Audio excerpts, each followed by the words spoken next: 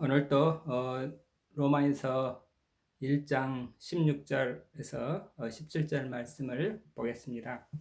로마에서 1장 16절 17절 말씀 함께 읽겠습니다.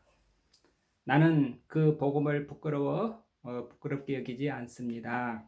복음은 먼저 유다인들에게 그리고 이방인들에게까지 믿는 사람이면 누구에게나 구원을 가져다주는 하나님의 능력입니다. 복음은 하나님께서 인간을 당신과 올바른 관계에 놓아주시는 길을 보여주십니다. 인간은 오직 믿음을 통해서 하나님과 올바른 관계를 가지게 됩니다. 성서에도 믿음을 통해서 하나님과 올바른 관계를 가지게 된 사람은 살 것이다 라고 하지 않았습니까? 복음에는 하나님의 의가 나타나서 믿음에서 믿음으로 이르게 하나니, 이런 번역이 개정판에 그렇게 번역이 되어 있는데 오늘은 공동 번역으로 읽어드렸습니다. 복음에는 하나님의 의가 나타나서 믿음에서 믿음으로 이르게 한다. 이렇게 로마에서 1장 16절, 17절 말씀은 믿음과 관련해서 아주 믿음과 구원과 관련해서 아주 유명한 성경 구절입니다.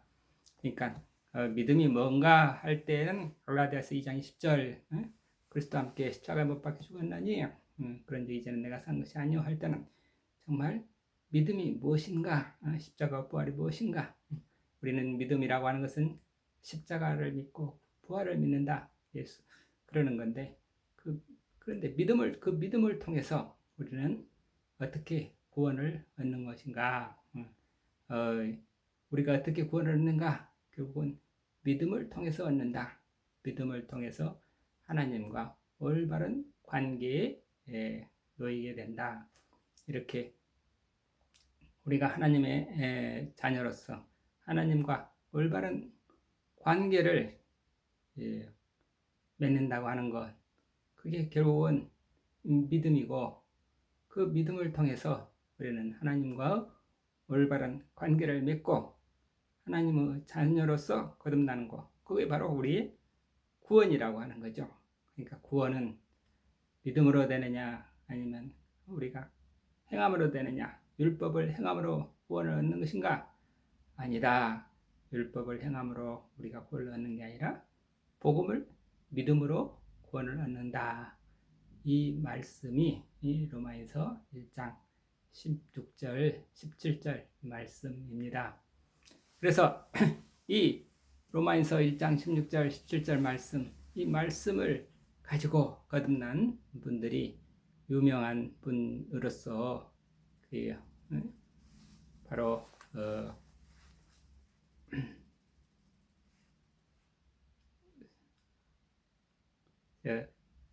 루터, 종교개혁을 했던 루터가 있었고, 그 이후에 또한 영국에서 감리교를 시작했던 요한 웨슬리라는 그런 감독이 웨슬리라는 그 감리교 장시자, 그분도 요한복음 로마에서 1장 16절 17절 이 말씀을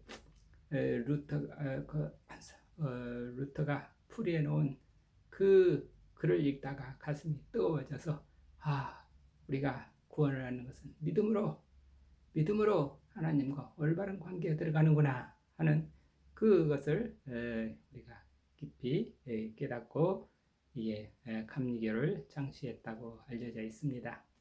이렇게 루터가 거듭난 그런 귀절이고 그래서 종교개혁을 하게 된 그런 귀절이고, 또 요한 웨슬리가 감리교를 창설하게 된 그 믿음으로 우리는 구원을 한다. 특히 이 개신교에서 종교개혁 믿음이 오직 믿음으로 이런 우리가 구원의 방법을 오직 믿음으로 이렇게 알려준 그런 말씀이 로마에서 1장 16절 17절 말씀이라 하겠습니다. 근데 오늘 우리가 믿음이라 하는 것은 우리가 여태까지 믿음은 하나님과 올바른 관계에 들어가는 거, 믿음이라 그랬죠.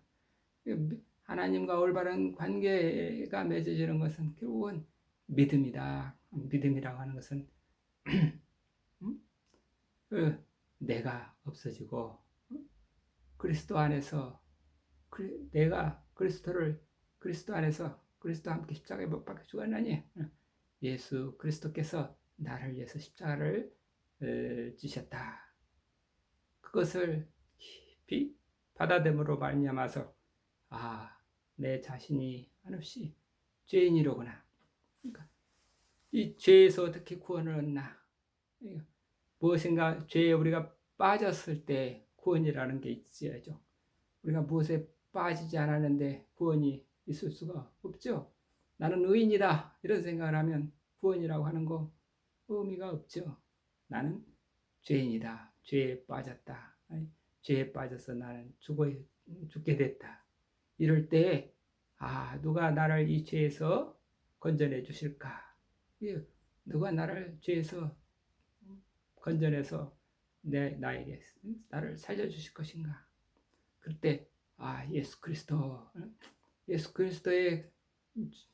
그리스도를 만나서 예수 그리스도가 나를 건져주셨다. 그러니까 물에 빠진 사람이 자기 스스로 그 물에서 나올 수 있는 그 방법이 없죠.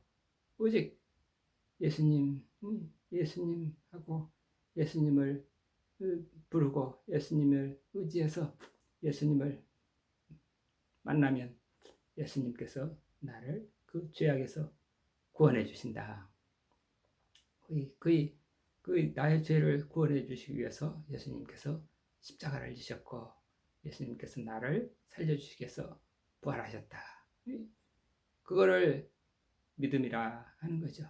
그러니까 우리는 근데 이 죄라고 하는 거 우선은 자기가 깊이 죄에 빠졌다고 하는 거, 하나님을 믿지 않는다, 예수님을 알지 못한다, 그러면 내가 깊은 죄에 빠져 있다고 하는 그런 사실을 우선 알아야 되겠죠.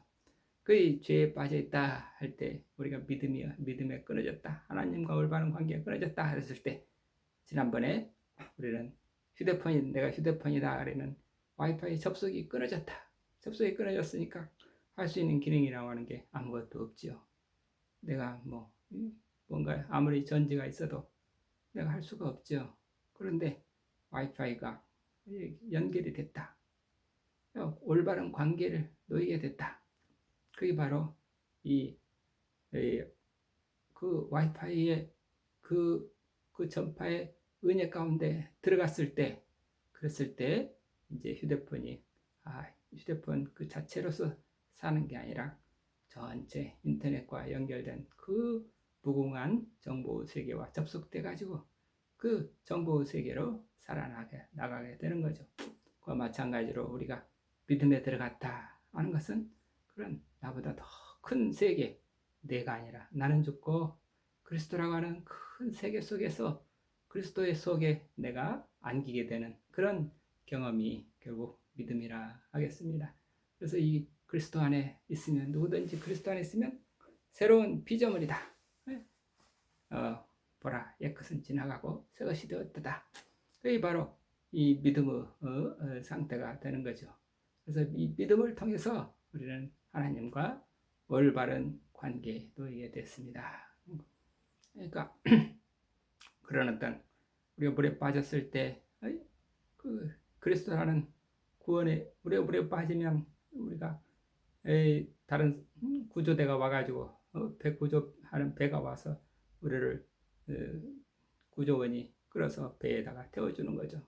그 구조자가 결국 예수 그리스도고, 그 예수 그리스도의 은혜 가운데 우리가 딱 들어갔다 하는 것은 그 구조선에 우리가 딱 올라타게 되는 거죠. 그러니까 내가 내 힘으로는 물에 빠졌을 때 도저히 물에서 헤어날 수가 없는데 한번 구조선에 배를 만나서, 그리스도라는 배를 만나서 그 배에 올라타게 되면 배는 결코 물에 빠질 수가 없는 거죠. 그래서 우리는 이 구원을 얻게 됐다, 이렇게 비유한다고 할 수 있겠습니다. 그래서 우리가 그 내 힘으로 구원을 얻는다. 있을 수가 없다. 뭔가 나보다도 더 큰 힘을 만나야, 나 밖에 어떤 큰 배를 만나야 내가 구원의 세계를 살 수가 있다. 그래서 그분이 바로 예수 그리스도다. 그래서 예수 그리스도라는 큰 배를 만나면 우리는 아무리 바다 한 물이 파도가 치다 하더라도 아무 걱정 없이 두려움 없이 넉넉히 바다를 이제 즐길 수가 있는 거죠. 그렇죠? 내가 빈몸으로 바닷물에 빠졌다 그러면 사경을 헤매면서 괴로워하지만, 그러나 거꾸로 내가 구조선 유람선에 올라탔다, 큰 배에 올라탔다 그러면 바다의 파도가 아무리 몰아쳐도, 바다 바람이 아무리 불어도 그게 시원하고, 야, 신난다, 이 바다를 항해하는 것이 즐겁다, 기쁘다, 이렇게 나오지, 두렵다, 바다가 두렵다, 이런 게 없죠. 바다가 무섭다, 이런 거 없죠. 왜?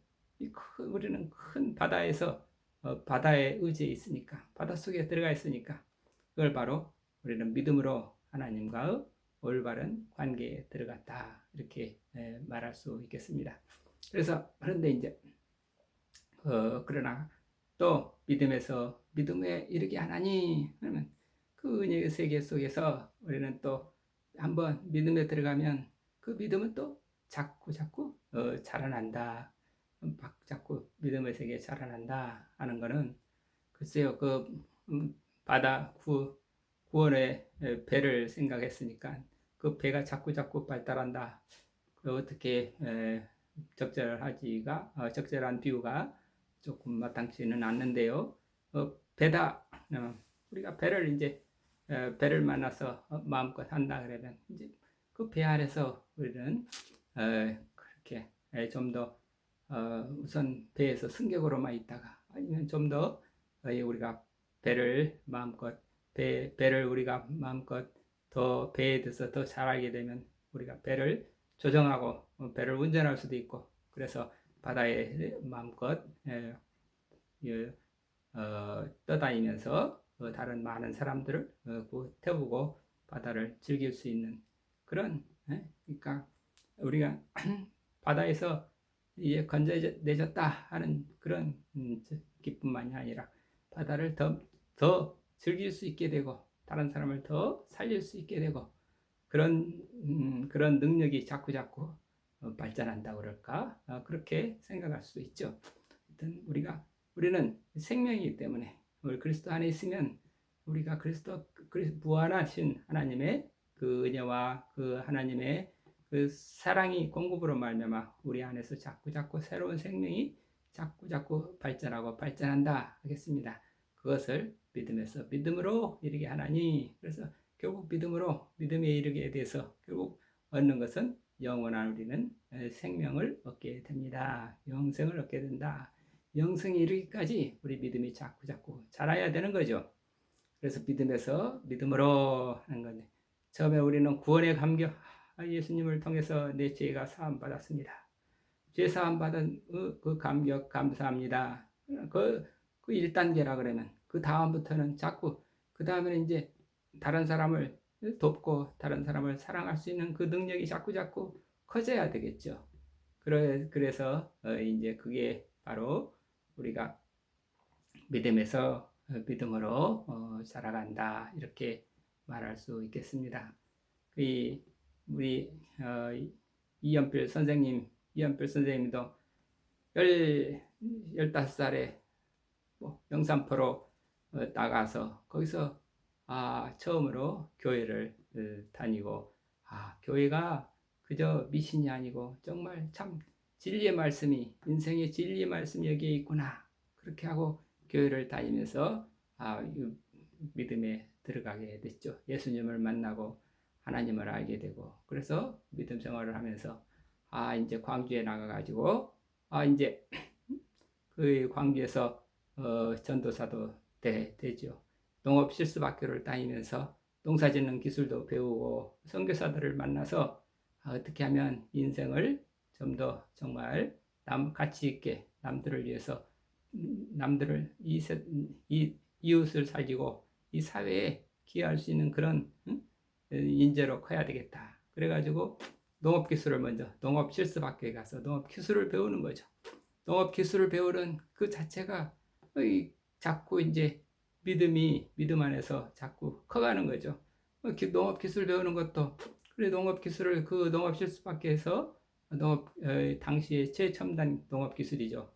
아마 네덜란드의 농업을 배워왔는데 거기서 배웠던 농업기술을 가지고 동광원에 있는 여러 언님들한테 농사 짓는 법을 가르치고 그래서 농사만이 아니라 여러 가지 작물 재배도 다 농사죠. 그 다음에 그 양도 치고 닭도 치고 돼지도 기르고 뭐 이런 가축들 사육하는 거 양계도 양잠도 하고 그런 모든 기술들을 거기에서 다 배워서 우리나라에서 정말 바른 바른 농사법을 다 전파하는 역할을 했고 그 역할이 지금까지도 이어져서 우리 영농회라든지 지금 정농회라든지 정농회죠. 정농회라고 하는 그런 것들에 영향을 주었던 것이 바로 이연필 선생님 그 광주에서 에비슨 선교사가 와가지고 농업 실습학교를 만들어가지고 그 학교에 다녔던 덕분이고 동광원 사람들이 그 농업 기술을 배워가지고 우리나라의 농업 기술을 발전에 기여한 거죠. 이것 역시 우리 믿는 성도들이 이 사회를 위해서 빛과 소금 역할을 하는 그런 역할을 자꾸 키워나가는 그것 역시 믿음에서 믿음으로 이르게 된다 할 수 있죠.